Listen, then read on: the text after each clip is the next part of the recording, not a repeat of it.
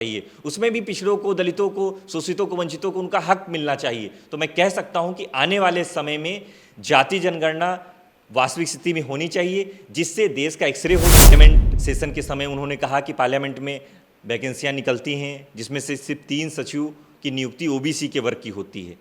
तो इससे स्पष्ट होता है कि पार्लियामेंट जैसी संस्था में जिस तरह की चीज़ें हो रही हैं, जहाँ पर लगातार दलितों को निशाना बनाया जा रहा है, पिछड़ों को निशाना बनाया जा रहा है, ब्राह्मण समुदाय को निशाना बनाया जा रहा है।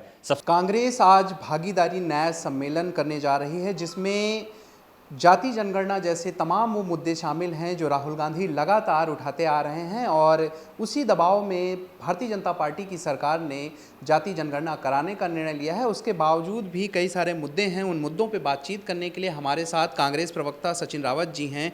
आज भागीदारी न्याय सम्मेलन हो रहा है, क्या मकसद है, क्यों हो रहे हैं ये सब कार्यक्रम? भागीदारी न्याय सम्मेलन का मकसद है कि पूरे देश में जो श्री राहुल गांधी जी ने जाति जनगणना की बात की थी, उस जाति जनगणना के सामने भारतीय जनता पार्टी और केंद्र सरकार को झुकने की बात हुई और जाति जनगणना कराने की बात खुद केंद्र सरकार के द्वारा की गई। तो मैं कह सकता हूं कि कहीं ना कहीं जाति जनगणना का ये जो पूरी मुहिम थी, इसे राहुल गांधी जी ने पूरे देश में भारत जोड़ो यात्रा के दौरान, लोकसभा चुनाव के दौरान लगातार ये बात कर रहे थे कि जिसकी जितनी हिस्सेदारी होगी उसकी उतनी भागीदारी होगी। जब उन्होंने संसद में पार्लियामेंट सेशन के समय उन्होंने कहा कि पार्लियामेंट में वैकेंसियां निकलती हैं, जिसमें से सिर्फ 3 सचिव की नियुक्ति ओबीसी के वर्ग की होती है। तो इससे स्पष्ट होता है कि पार्लियामेंट जैसी संस्था में जिस तरह की चीज़ें हो रही हैं, तो आम जगह क्या हो रहा होगा, विश्वविद्यालय में क्या हो रहा होगा, सरकारी संस्थाओं में क्या हो रहा होगा। तो मैं कह सकता हूं कि कहीं ना कहीं भागीदारी न्याय सम्मेलन का मकसद यही है कि हम लोग 1 महीने का एक कार्यक्रम है, जिसमें हम लोग जनता के बीच में जाएंगे, पदयात्राएं करेंगे, विश्वविद्यालय में जाएंगे, पिछड़े वर्ग के लोगों के बीच में जाएंगे, वहाँ पे बताने की बात करेंगे कि राहुल गांधी जी ने जाति जनगणना की जो बात की थी, उसी के अनुरूप ही भारतीय जनता पार्टी ने अब जाति जनगणना की बात की है। तो मैं कह सकता हूं कि कहीं ना कहीं प्रधानमंत्री चुनाव के समय पिछड़े वर्ग के हो जाते हैं, पिछड़े वर्ग के नाम पर उन्होंने वोट तो हासिल कर लिया, लेकिन वास्तविक स्थिति क्या रही, पिछड़ों के लिए उन्होंने क्या किया, दलितों के लिए उन्होंने क्या किया।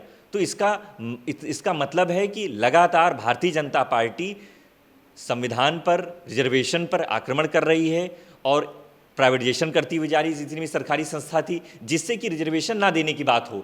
राहुल गांधी जी ने का कहना है कि अगर प्राइवेट कंपनी है, प्राइवेट सेक्टर है, तो उसमें भी रिजर्वेशन का प्रावधान होना चाहिए, उसमें भी पिछड़ों को, दलितों को, शोषितों को, वंचितों को उनका हक मिलना चाहिए। तो मैं कह सकता हूं कि आने वाले समय में जाति जनगणना वास्तविक स्थिति में होनी चाहिए, जिससे देश का एक्सरे हो सके, देश की वास्तविक स्थिति पता चल सके कि देश एक्चुअल किस दिशा और दशा में जाने वाला है। तो मैं कह सकता हूं कि आने वाले समय में हम लोग विधानसभा चुनाव के समय भी जाति जनगणना की बात करेंगे और निश्चित तौर पे जहां जहां चुनाव होंगे वहां पर भी जाति जनगणना की बात करेंगे। आपने जाति जनगणना की बात की। भारतीय जनता पार्टी की तरफ से एक सवाल उठाया जाता है कि उनकी जहां जहां सरकारें हैं, खास करके कांग्रेस की, चाहे कर्नाटक की बात की जाए, तेलंगाना की बात की जाए, वहां जाति जनगणना हुई, लेकिन उनके जो आंकड़े आए हैं वो अभी आंकड़े भी नहीं जारी किए गए और कर्नाटक में दोबारा फिर से जाति जनगणना हो रही, वहां पे क्यों नहीं आप लागू करते हैं?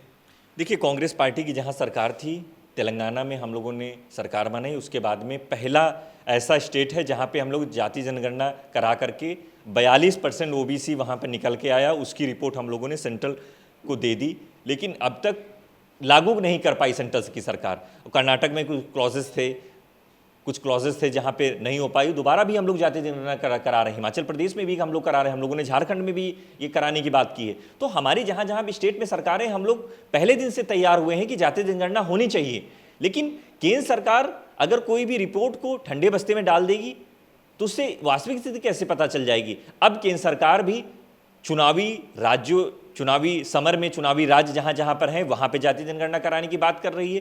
तो इसका मतलब है कि इनका मोटो सिर्फ और सिर्फ राजनीति करना है, और कांग्रेस पार्टी का मोटो है कि देश में जो असली चीजें हैं, जिसमें पिछड़े, शोषित, वंचित, दलित समाज है, वो भी सामने आना चाहिए, उनकी हिस्सेदारी और भागीदारी भी सामने आनी चाहिए, उनके हकूक की बात सामने आनी चाहिए। तो मैं कह सकता हूं कि आने वाले समय में जब चीजें स्पष्ट हो जाएंगी तो पता चल जाएगी कि देश किस दिशा और दशा में जा रहे हैं।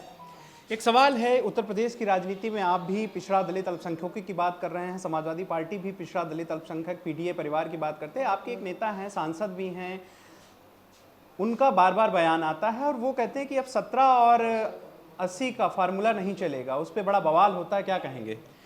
देखिए, विधानसभा चुनाव की तैयारी कांग्रेस पार्टी की अभी तो सभी सीटों पे है, क्योंकि हमारा जिला संगठन सृजन का कार्यक्रम चल रहा है पूरे प्रदेश में। निश्चित तौर पे कांग्रेस पार्टी ब्लॉक लेवल पर जाकर के कांग्रेस के जो एक्चुअल कार्यकर्ता हैं उनको तैयार कर रही है, नया संगठन, नया स्ट्रक्चर तैयार हो रहा है। तो मैं कह सकता हूं कि ये बात तो सही है कि अब 80-17 नहीं चलेगा। अब जो है कहीं ना कहीं अगर कोई भी गठबंधन की बात होगी तो बराबरी की बात होगी। विधानसभा चुनाव में गठबंधन होगा कि नहीं, ये तो बात का विषय है कि हमारा केंद्रीय नेतृत्व उस समय क्या करता है क्या नहीं करता है, लेकिन मैं कह सकता हूं कि अभी जो है कांग्रेस पार्टी सभी सीटों पर तैयारी करेगी। क्योंकि हम लोग मजबूत जब होंगे तभी कोई बात आगे कर पाएंगे। और निश्चित तौर पे हम लोगों ने लोकसभा चुनाव में जो चीज़ें की, जिसमें से आपने देखा होगा कि भारतीय जनता पार्टी यहाँ अल्पमत में खड़ी हुई है, तो मैं कह सकता हूँ कि अब विधानसभा चुनाव में भी सबको बड़ा दिल दिखाने की आवश्यकता है और दबाव बनाया जाए। देखिए, दबाव की बात नहीं, मैं तो कह रहा हूं कि बड़ा दिल दिखाने की आवश्यकता है। समाजवादी पार्टी को भी बड़ा दिल दिखाने की आवश्यकता है। तो इससे स्पष्ट हो जाएगा कि कहीं ना कहीं समाजवादी पार्टी अगर गठबंधन में साथ आना चाहती है तो हमारी बातों को भी माननी पड़ेगी। छोटे छोटे तमाम दल हैं, अलग अलग राजनीतिक केंद्र बन रहे हैं। स्वामी प्रसाद मौर्य एक बड़ा केंद्र बन के निकल के आ रहे हैं और अभी उन्होंने एक गठबंधन मोर्चा भी बनाया है, लोक मोर्चा के नाम से। क्या लगता है कि आप, और वो भी भागीदारी की बात करते हैं, उनका भी मानना है कि जिसकी जितनी हिस्सेदारी उसकी उतनी भागीदारी, आप लोग गठबंधन करेंगे आने वाले पंचायत चुनाव में या फिर विधानसभा चुनाव में? देखिए, स्वामी प्रसाद मौर्य जी का अपना दल है, उन्होंने खुद को मुख्यमंत्री का चेहरा घोषित कर दिया है।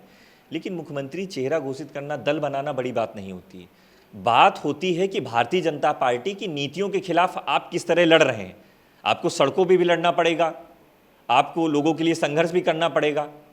मैं तो कह रहा हूं कि अगर आपकी लड़ाई भारतीय जनता पार्टी से है तो मेरी तरफ से स्वागत है, कांग्रेस पार्टी की तरफ से स्वागत है। लेकिन जिस तरह से भारतीय जनता पार्टी पूरे प्रदेश में राजनीति कर रही है, जहां पर लगातार दलितों को निशाना बनाया जा रहा है, पिछड़ों को निशाना बनाया जा रहा है, ब्राह्मण समुदाय को निशाना बनाया जा रहा है। सबसे बड़ा सवाल है कि आज ब्राह्मण सुरक्षित नहीं महसूस कर रहे हैं इनकी सरकार में, और लगातार एक विशेष जाति वर्ग के लोग सरकार चला रहे हैं, सुनियोजित अपराध हो रहा है। तो मैं कह सकता हूं कि कहीं ना कहीं अगर मौर्य जी अपनी पार्टी उन्होंने बनाई है, भारतीय जनता पार्टी के खिलाफ संघर्ष तो करना पड़ेगा। अपने ब्राह्मणों की बात करी, ब्राह्मणों पर अत्याचार हो रहे हैं, कौशाम्बी का मामला है, उस मामले को लेकर के भी बड़ी राजनीति हो रही है, क्या कहेंगे उसको लेकर के? देखिए, राजनीति जहाँ तक है, भारतीय जनता पार्टी जो है वो मौत में भी राजनीति करती है। तो मैं कह सकता हूँ कि अब कौशाम्बी जैसी बड़ी घटना हुई, प्रशासन का फेल्यूर रहा, जिस तरह से प्रशासन की कार्यशैली रही, उससे स्पष्ट है कि लोगों को न्याय कैसे मिल पाएगा।